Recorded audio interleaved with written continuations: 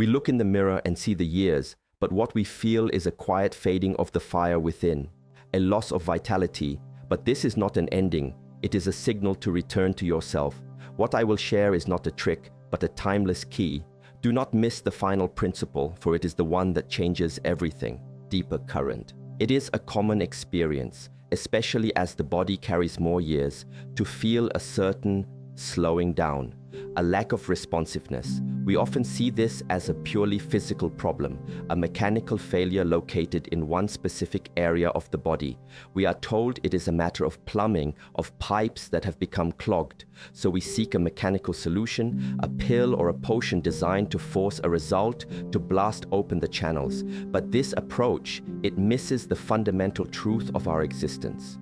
It sees the body as a machine, when in reality the body is a garden, or perhaps a better metaphor is a river.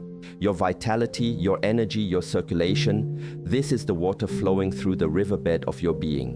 When the river flows with strength and clarity, every part of the landscape it nourishes is green, alive and vibrant. The soil is rich, the trees bear fruit. When the flow becomes weak, stagnant or blocked, parts of that landscape begin to dry up. They become less responsive, less alive. The issue we are discussing, this concern with circulation down there, is not the problem itself. It is a symptom. It is a message from a part of the landscape that is not receiving enough water. The question then is not how to force water into that one dry patch, but how to restore the powerful, unimpeded flow of the entire river.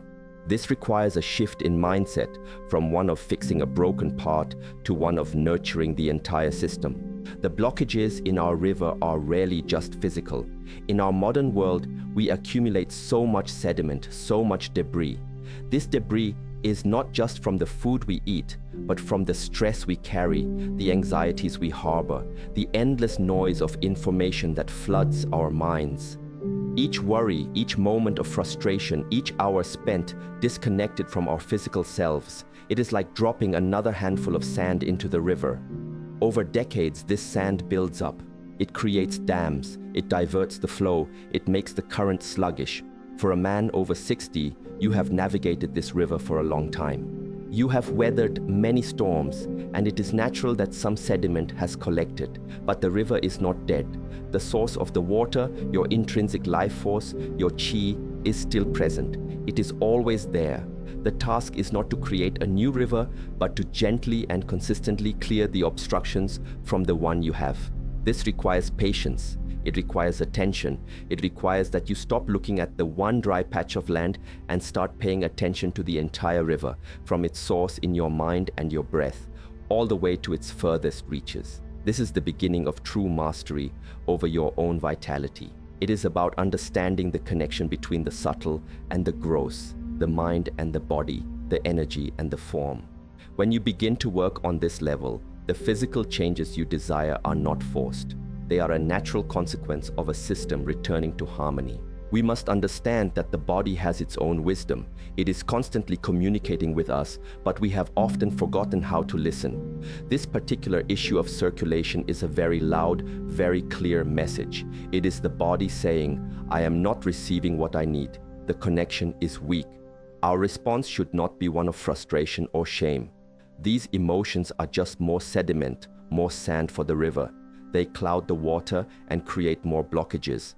Instead, the response should be one of compassionate attention. To turn inward and ask, what is causing this blockage? Where is the flow weak? The answer often lies in the overall state of our internal fire, our metabolic warmth. In many traditional systems of medicine, this vitality is seen as a form of fire or heat. When this fire burns brightly, digestion is strong, the mind is clear, and energy flows effortlessly.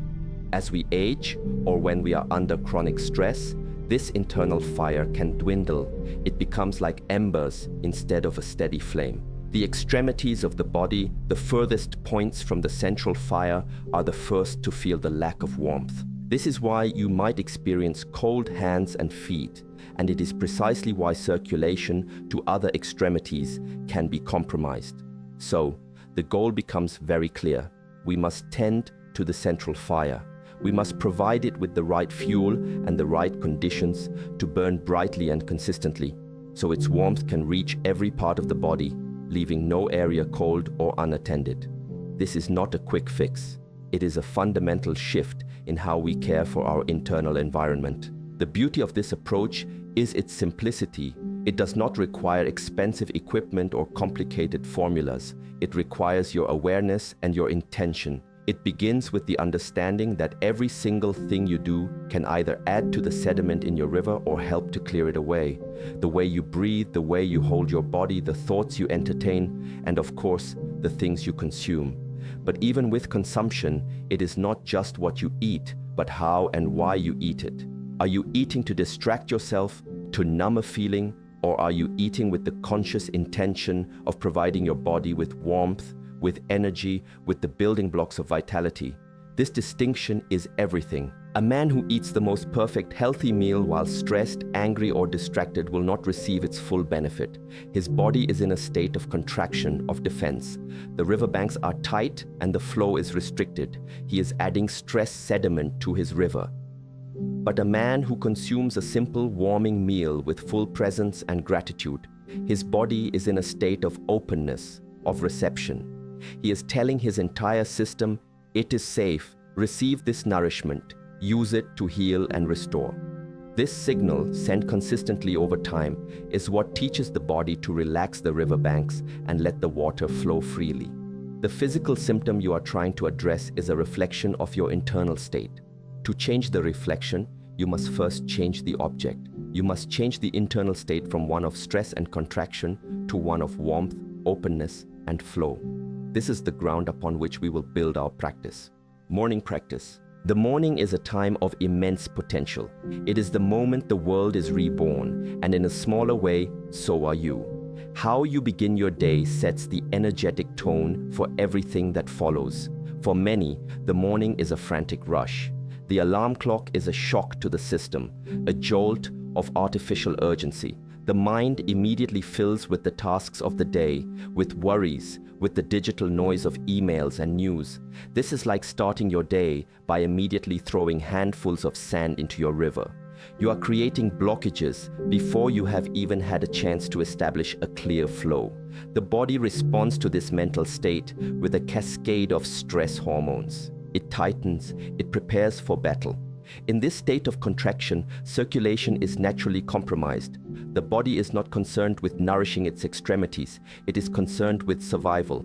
To truly address the root of our issue, we must reclaim the morning. We must transform it from a period of frantic doing into a period of intentional being. It does not need to be a long time. Even 10 or 15 minutes can completely reshape your day and over time your entire physiology. The goal is to create a small sacred window of time where you consciously and deliberately cultivate warmth and flow, sending a powerful signal of peace and nourishment to your entire system before the demands of the world begin. This is the first practical step. It is an act of self-respect. It is you telling your body that its well-being is the foundation upon which your day will be built. So what does this practice look like? It is elegantly simple. Upon waking, before you reach for your phone, before you let the mind race ahead, take a moment, perhaps sit on the edge of your bed. The first step is to simply connect with your breath. Feel the air entering your body and feel it leaving. This is the most fundamental rhythm of life. You are anchoring your awareness in the present moment, in the physical reality of your own aliveness. After a few moments of this, we introduce the element of warmth. We will prepare a simple morning elixir. This is not a magic potion, but a tool to help you cultivate the state we are seeking. You will need a small piece of fresh ginger. Ginger, in many traditions, is known for its warming and stimulating properties. It is a root, it grows in the earth, it has a fiery quality. It is exactly what we need to gently stoke our internal fire. You will take this ginger, perhaps a piece the size of your thumb, and slice it very thinly.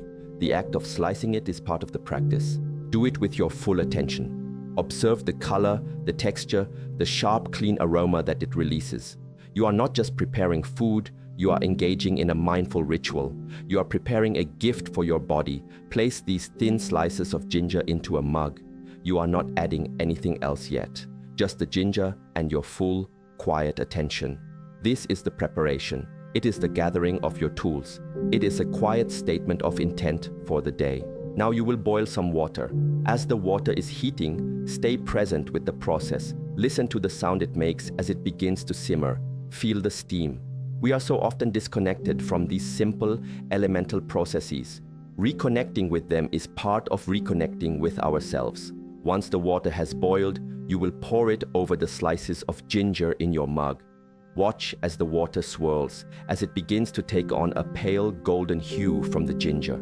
The steam that rises now carries the potent, warming scent of the ginger. This is not just hot water, it is an infusion. It is water that has been imbued with the energetic quality of the root. Now, you let it steep for a few minutes. This is a crucial pause. It is a moment of patience.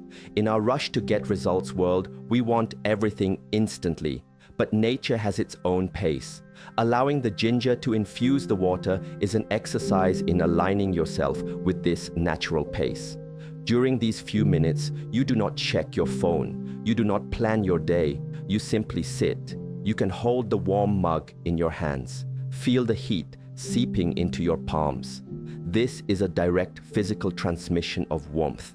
You are telling your nervous system, your entire body, to relax. You are beginning to melt the frozen, contracted parts of yourself. This simple act of holding the warm mug and breathing in the scent of ginger is a profound form of mind-body communication. You are bypassing the noisy, analytical mind and speaking directly to the ancient wisdom of your body. When the infusion has steeped and has cooled just enough to drink comfortably, you begin to consume it. And this is where the practice deepens. You do not gulp it down, you sip it, slowly and with intention. With each sip, you try to feel the warmth spreading from your mouth down your throat into your stomach and radiating outward into your core.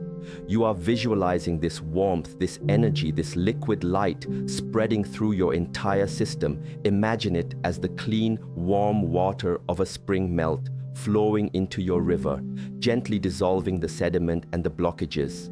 Imagine this warmth reaching all the way to your fingers and toes, and yes, to the very areas where you feel circulation has been lacking. This is not just wishful thinking. The mind and body are intricately connected. Your focused intention directs the energy. By consciously directing the feeling of warmth and flow, you are actively participating in the restoration of your body's harmony. You are becoming the master of your own internal landscape. You are not a passive victim of aging. You are an active cultivator of your own vitality. This morning ritual, this simple cup of ginger infusion, becomes a symbol of this new relationship with yourself. It is a daily declaration that you are committed to nurturing your inner fire and restoring the powerful, unimpeded flow of your life force. It is a small hinge that over time can swing a very large door. Mindful energy. The ritual of the morning infusion is the starting point, the catalyst. But the principle behind it must extend beyond that single cup. The principle is one of mindful energy management. If you perform this beautiful, warming ritual in the morning and then spend the rest of the day in a state of contracted, stressful energy, you are essentially taking one step forward and one step back. The true transformation occurs when the awareness you cultivate during your morning practice begins to permeate your entire day. It is about understanding that your vitality, your circulation, is a direct reflection of how you manage your energy, physical, mental, and emotional, moment by moment. Think again of the river. The morning ginger infusion is like a spring of warm, clear water entering the river. It helps. But what about the rest of the river's journey? Is it flowing through a landscape of peace and mindfulness, or is it flowing through a landscape of tension and distraction? Every part of your day offers an opportunity to either pollute the river with more sediment or to help it flow more clearly. This is where the practice moves from a simple morning routine to a profound way of life. It asks you to pay attention to your state of being, not just your list of things to do. It is a deeper commitment to yourself. Let's consider a very practical application of this. Your posture. How are you sitting or standing right now as you receive these words? Is your back slumped? Is your chest concave? Are your shoulders rounded forward? This is the posture of contraction and defeat. In this physical shape, the diaphragm is compressed. Your breathing becomes shallow. The flow of blood and energy through your core is physically restricted. The great vessels that travel through your torso are being squeezed. It is like putting a kink in a garden hose. No matter how much pressure there is at the source, the flow to the end of the hose will be weak. Simply by becoming aware of your posture and consciously choosing to change it, you can have a dramatic impact on your internal flow. Try it now. Sit or stand up straight. Lengthen your spine. Allow your shoulders to relax down and back, opening your chest. Lift your head as if it were being gently pulled upward by a string. Take a deep, full breath. Feel how much more space there is in your chest, in your belly. You have just removed the kink in the hose. You have opened the central channel. This simple, conscious adjustment, practiced consistently throughout the day, is as important as any food you can eat. It is a way of creating an internal environment that is conducive to flow. A man who walks, sits, and stands with an open, aligned posture is a man whose river can flow freely. Now, let's apply this awareness to the act of eating for every meal. We have established the morning ritual, but what about lunch and dinner? So often, we eat while distracted. We eat in front of a screen, while reading, or even while standing up, rushing to the next task. In these moments, the body is not in a state of rest and digest. It is in a state of mild stress. Digestion becomes inefficient. The body cannot properly extract the nutrients and the energy from the food. The food itself can become a source of sediment, of internal congestion, rather than a source of nourishment. The principle of mindful consumption that you practice with your morning ginger infusion can be applied to every meal. Before you eat, take just 3 conscious breaths. Look at your food. Acknowledge where it came from. Acknowledge that you are about to take it into your body to create vitality. Then, as you eat, chew your food thoroughly. Put your fork down between bites. Try to actually taste the flavors. This simple practice shifts your nervous system into a parasympathetic state, the rest and digest mode. In this state, your body can receive the food with full efficiency. Your digestive fire is optimized. And when your digestion is strong, your entire system has more energy, more warmth, and better flow. You are helping to clear the river with every single bite, simply by being present. This costs nothing. It takes no extra time, only a shift in your attention. Finally, we must touch upon the mind itself, for the mind is the ultimate source of the river. Your thoughts are not empty, fleeting things. Each thought creates a chemical and electrical reaction in your body. A thought of worry, of anger, of resentment. It creates a cascade of stress hormones like cortisol. These hormones cause the blood vessels to constrict. They create tension in the muscles. They are the primary source of the sediment that clogs our river. A man who is constantly replaying past grievances or worrying about an uncertain future is a man who is living in a perpetual state of low-grade physiological stress. His river is always being polluted. Therefore, a crucial part of this practice is to become the observer of your own thoughts. You do not have to control them or stop them, which is impossible. You must simply become aware of them without judgment. When you notice a pattern of worry, you can gently acknowledge it and then bring your attention back to your breath or to the physical sensation of your feet on the floor. This is a form of mental hygiene. You are gently filtering the water at its source. You do not need to sit in formal meditation for hours to do this. You can practice this for a minute at a time, multiple times a day. By reducing the amount of stress sediment you produce with your own mind, you allow the river to naturally clear itself. The warmth from the ginger, the openness of your posture, the presence with your food, they all work together. But it is the clarity of the mind that allows the flow to become truly powerful and sustained, reaching every part of your landscape and bringing it back to vibrant life. Restoring harmony. The final insight, the one that holds the most power, is this. The body is not a collection of separate parts. It is a unified intelligent system that is constantly striving for balance, for what we can call harmony. The issue of circulation, which we have been discussing, is not a failure of one part. It is a sign of disharmony in the whole system. The anxiety you might feel about it, the frustration, the search for a quick fix, these things themselves contribute to the disharmony. They are discordant notes in the symphony of your being.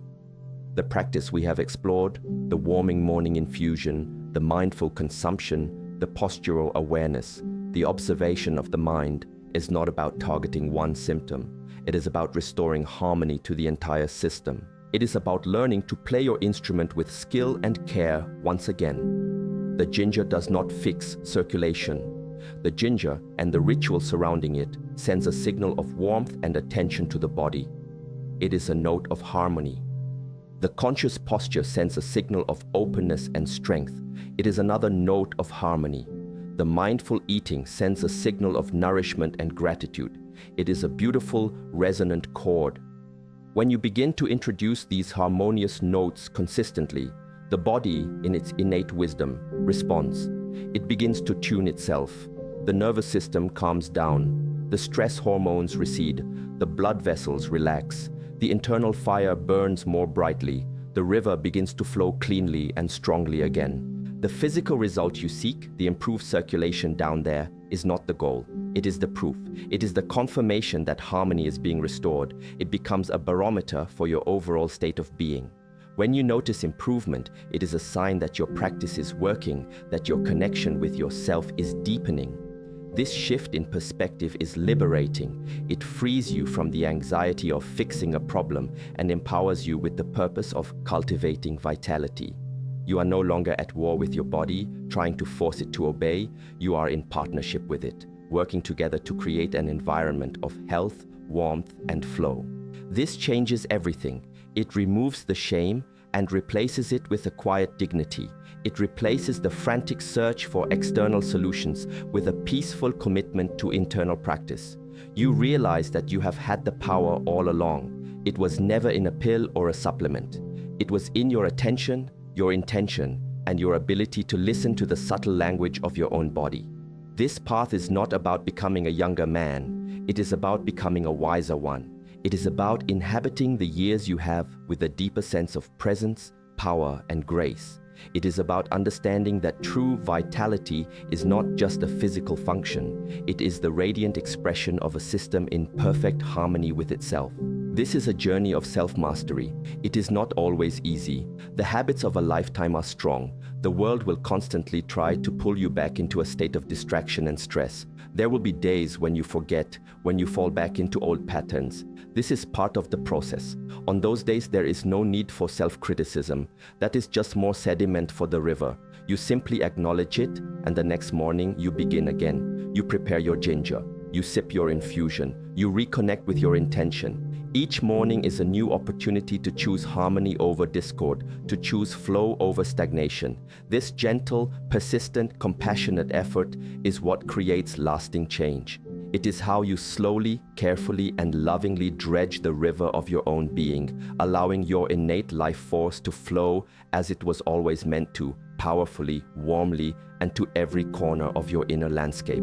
The physical strength you desire is a beautiful reflection, but the real gift is the profound, unshakable connection you will build with the deepest truth of your own life. This path is not a secret.